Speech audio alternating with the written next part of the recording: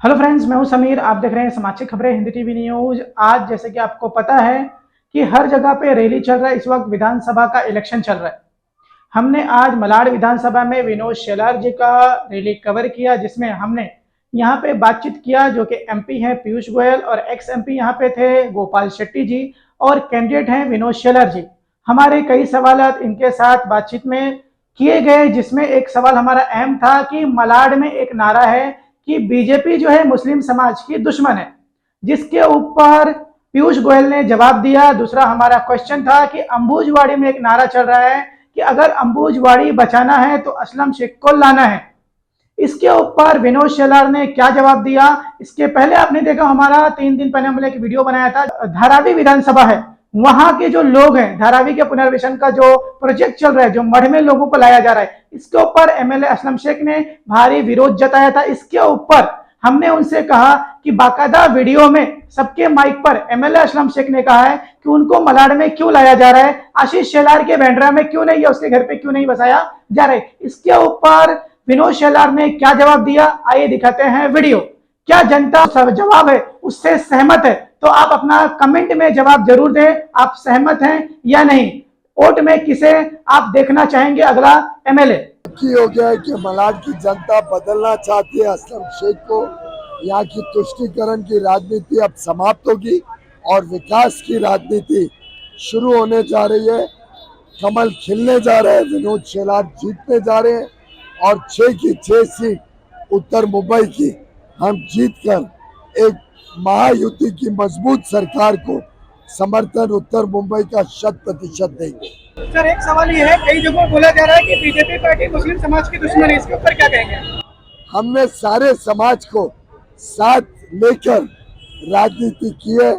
जब 80 करोड़ लोगों को मुफ्त में अनाज दिया, जब 55 करोड़ लोगों को मुफ्त में स्वास्थ्य सेवा दी, जब 4 करोड़ घर मुफ्त में गरीबों को दिए, जब हम अलग अलग योजनाओं से, चाहे मुद्रा योजना हो, जहाँ करीब करीब 53 करोड़ लोगों को लाभ मिला है, चाहे स्वनिधि योजना हो हमारे ठेले वाले फेरी वालों के लिए, चाहे वो कौशल विकास का काम हो या अच्छी शिक्षा देने का काम हो, कोई काम में प्रधानमंत्री मोदी जी की सरकार ने या महायुति की सरकार ने कभी भेदभाव नहीं किया।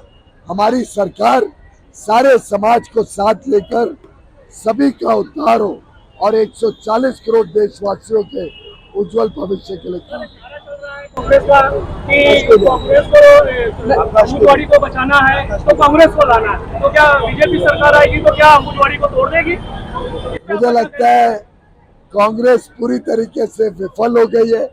झूठ और फरेब की राजनीति के अलावा अब कांग्रेस के पास और कुछ नहीं। नारा काफी फेमस हुआ है कि अगर अंबुजवाड़ी को बचाना है तो असलम शेख को लाना है, इसके ऊपर आप क्या कहेंगे? ये असलम शेख की जुरी राजनीति है। खुद बस्ती बसाने के बाद उनको सुविधा न देना और ये देखना कि वो अपने पीछे पीछे घूमती रहे और बाद में ये डर पैदा करना लोगों के मन में कि मैं हूं तो ही आप बचोगे, बीजेपी आएगी तो तुड़वाएगी। लेकिन मैं असलम शेख जी को पूछना चाहता हूं, 10 साल से केंद्र में बीजेपी है, 2.5 साल से महाराष्ट्र में है, महानगर पालिका में भी कमिश्नर मुख्यमंत्री ने अपॉइंट किया हुआ है, उनसा तोड़ कार्रवाई हुआ है।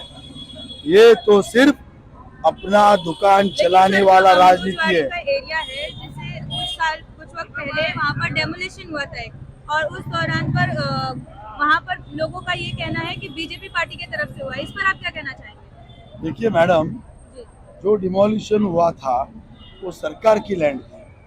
सरकार की लैंड पे सरकार बच्चे लोगों को खेलने के लिए, वो बारिश के मौसम में हुआ था सर। ऐसा है ना, सरकार की लैंड है, बच्चों को खेलने का प्रोजेक्ट है, वहाँ के लोगों के लिए ही है।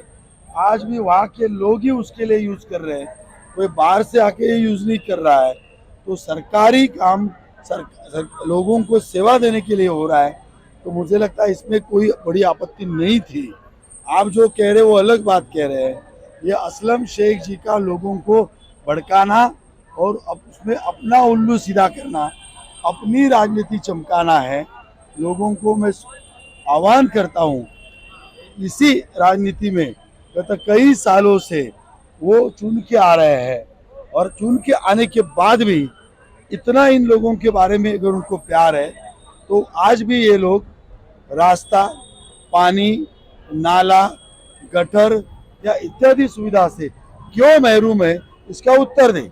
अच्छा, धारावी को लेकर काफी मामला गरमाया हुआ है मड़ के इलाके में कि उनको अगर तोड़ रहे हो तो आशीष शेलार के बैंड्रा में बसाओ, मालवनी में क्यों लाए? इस पर आप क्या कहना चाहेंगे? असलम शेख जी को मैं पहला प्रश्न पूछता हूँ, इतना चिल्ला रहे हो, धारावी के लोग यहाँ पर आने नहीं चाहिए, तो मेरा उनको सवाल है, ये गुरियापाड़ा में जो SRA की बिल्डिंग है वहाँ पर माहिम के लोगों को क्यों बसाया? ये दोहरी राजनीति क्यों करते हो आप? तब आपके जहन में ये सवाल नहीं आया? आप उधर अपना नगर सेवक आना चाहिए, इसके लिए कुछ राजनीति कर रहे हो, ये क्या हमारे समझ में नहीं आता?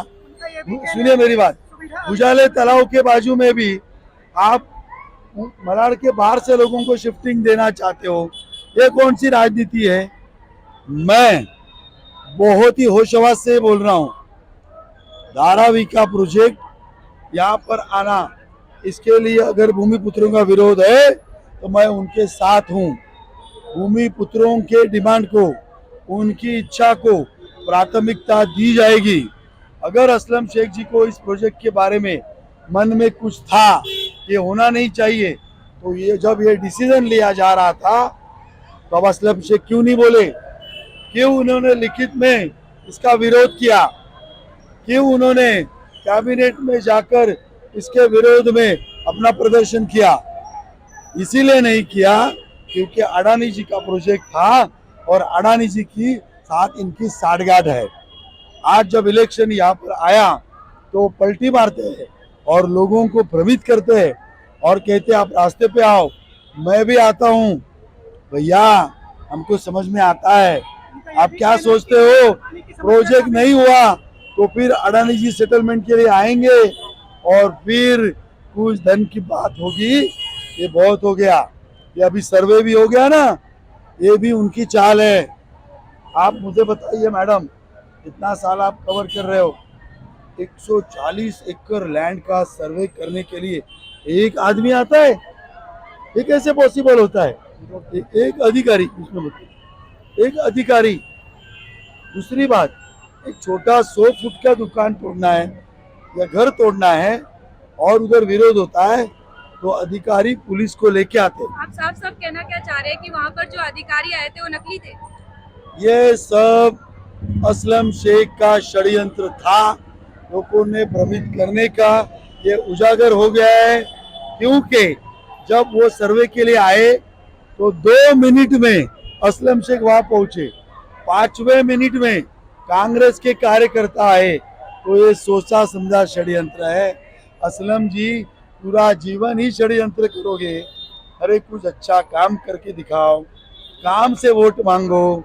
ये अभी षड्यंत्र की राजनीति, क्रेडिट जीवी की राजनीति नहीं चलेगी, बहुत हो गया। अभी लोगों ने सोच बना लिया है, परिवर्तन इधर आना ही है। विनोद शेलार यांची निशाणी कमळाचं फूल, येणाऱ्या 20 नोव्हेंबरला लक्षात ठेवा, कमळाच्या